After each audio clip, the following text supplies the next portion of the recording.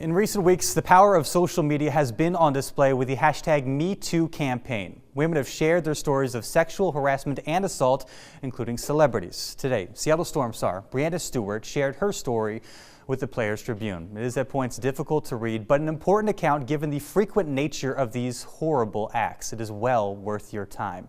Stewart, like every other woman who has given her account, has shown incredible strength in the process, just as she did as an 11-year-old who told her mom after being molested repeatedly for 2 years. Her situation is a perfect example of why this sort of thing is so difficult on victims. In her case, it was someone her family was very close with, if not a relative, and it happened at a relative's house, a place that should feel safe and secure.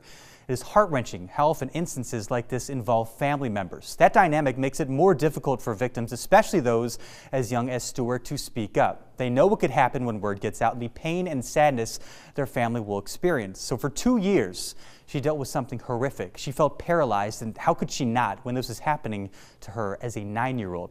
She displayed that strength again today when she told her story. Through the #MeToo campaign, we've gotten a better idea of how common sexual assault and harassment are. Let's all hope that Stewart's account will empower others going through something similar to speak out, to take that first step toward unburdening themselves or putting a stop to what's happening.